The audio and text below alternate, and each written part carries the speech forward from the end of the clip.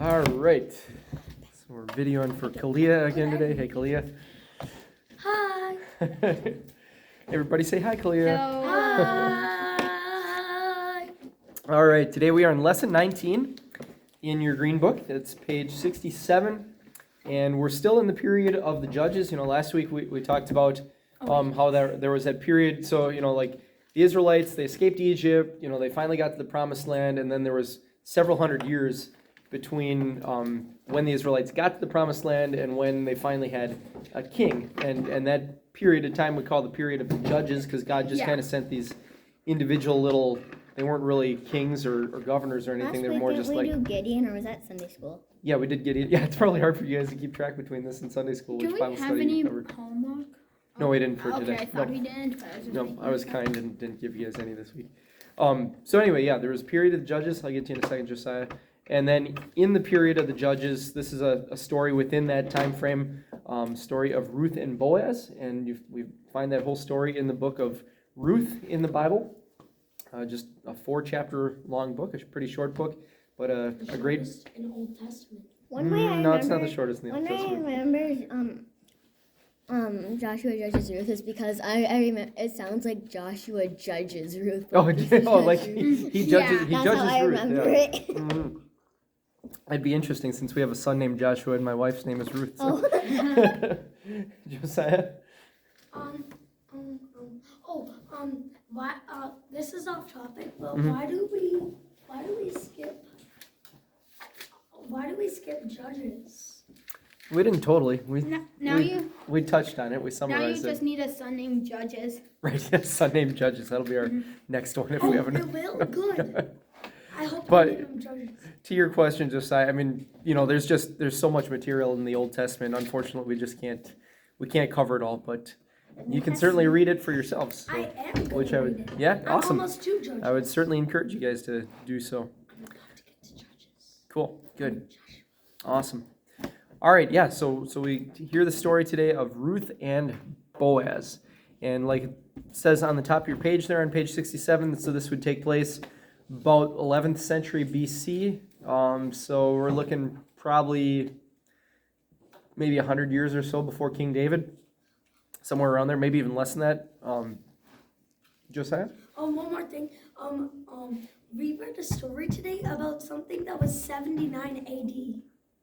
Okay, all right. It was about the Vesuvius volcano. Oh, sure. Pompeii.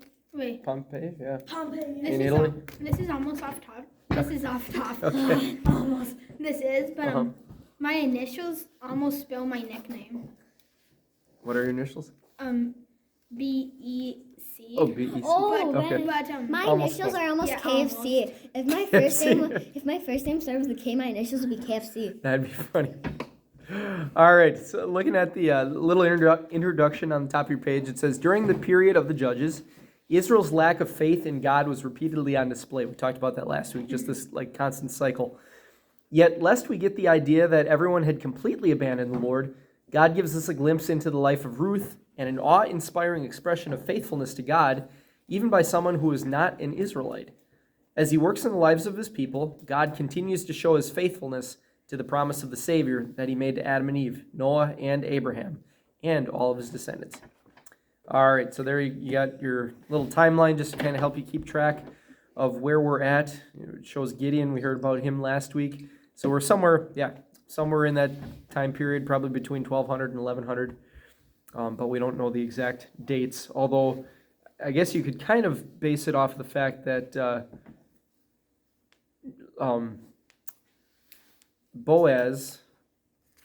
Ruth and Boaz became I think they were the grandparents of King David. Wow. But sometimes the Bible, the book of Ruth talks about how she was the great-grandparents of King David. So, anyway. The book of Ruth is really short. It is only 4 chapters. All right, so anyway, let's get into reading. So we're in the book of Ruth. All right, Ellie wants to read. So we're starting in Ruth chapter 1, and we're going to start with verses 1 to 22. So Ellie, why don't we have you read how about verse 1 to 7, and then we'll let somebody else read. Okay. In the days when the judges ruled, there was a famine in the land, and a man from Bethlehem in Judah, together with his wife and 2 sons, went to live for a while in the country of Moab. The man's name was Elimelech. Yeah. Elimelech, and his wife's name Naomi. And the names of their 2 sons were Mahlon and Kilion. Good. Yep. They were Ephrathites. Yeah. Ephrathites fun from names to read. Bethlehem, Judah. Mhm. And they went to Moab and lived there. Now, Elimelech. Naomi's husband, died, and she was left with her 2 sons. They married Moabite women, one named Orpah and the other Ruth. After they had lived there for about 10 years, both Mahlon and Kilion also died. Naomi was left without her 2 sons and her husband. When she heard Moab when she heard in Moab that the Lord had come to the aid of his people by providing food for them, Naomi and her daughters-in-law prepared to return home from there. With her 2 daughters-in-law, she left the place where she had been living and set out on the road that would take them back to the land of Judah. All right. Thank you. Somebody else want to read now for a few verses? How about Josiah? You want to do? I can read. Or, I can read first. okay. All I right. can read first. Ben, let's have you do verses 8 through. You want to do 8 through 13? Yeah. Okay. Then Noah, is that how you say it? Naomi. Oh, Naomi said to her 2 daughters-in-law, "Go back, each of you, to your mother's home. May the Lord show kindness to you, as you have shown to your dad and to me. May the Lord grant that each of you will find rest in the home of other husband." Is that okay? Yeah, another. They got cut off, so I. Oh, sure. Then she kissed them, and when they wept aloud and said to her, "We will go back with you to your people." By Naomi returned home, my daughters. Naomi said, "Return home, my daughters." Oh, oops. Return home, my daughters. Why would you come with me? I'm going to have any more sons who could become your husbands. Return home, my daughters. I am too old to have another husband.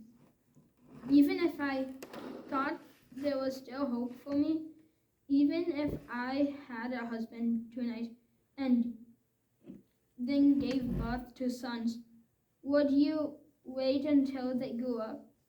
Would you remain unmarried for them? No, my daughters. It is more better than me than for you, because the Lord's hand has gone out against me. All right. You want to read the rest of the chapter, Josiah? Sure. Okay. At this they wept again. Then Orpah kissed her mother-in-law goodbye. Ruth clung to her. "Look," said Naomi. Mm-hmm. "Your sister-in-law is going back to her people and her gods. Go back with her." But Ruth replied, "Don't urge me to leave you or to turn back from you. Where you go, I will go, and where you stay, I will stay. Your people will be my people, and your God will my God. Where you die, I will die, and there I will be buried. May the Lord deal with me, be it ever so severely, if anything but death separates you and me." When Naomi realized that Ruth was determined to go with her, she stopped urging her. So the 2 women went on until they came to Bethlehem.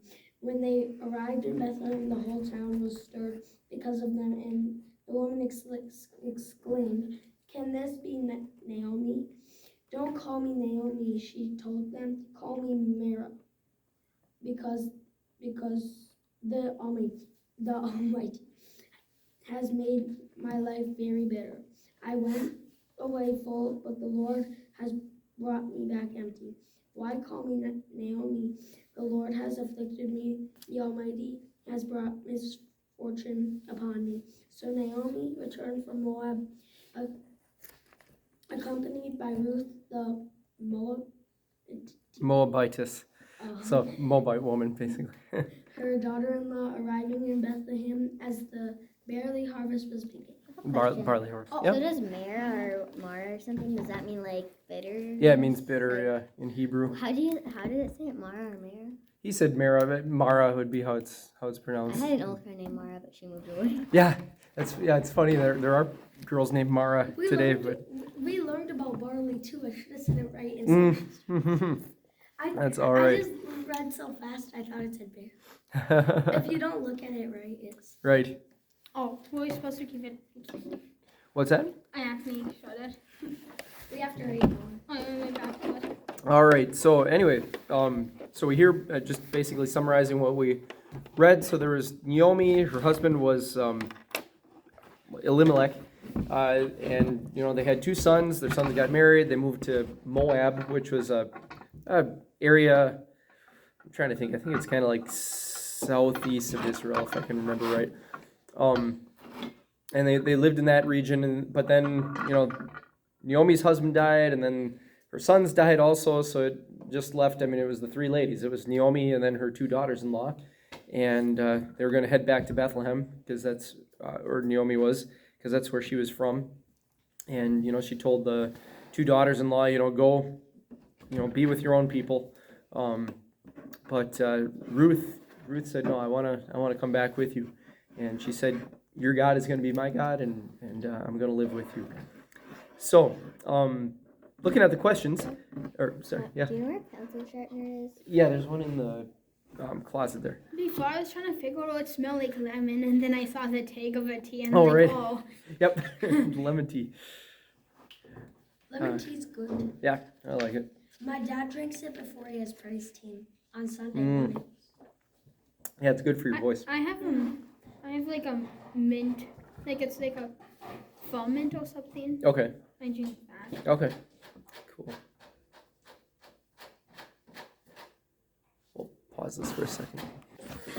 All right, we are back. We had some incidents with a pencil. Right. What happened? I just paused the video. All right, so in the looking at the little bullet point there, it says, in the midst of a personal trial, Ruth's faith in the true God guided her decision. So that's really what we see here in Ruth is that, so she came from Moab.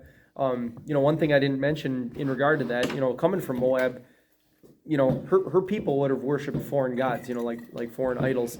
So it was through her connection to Naomi and her family that she came to know the true God.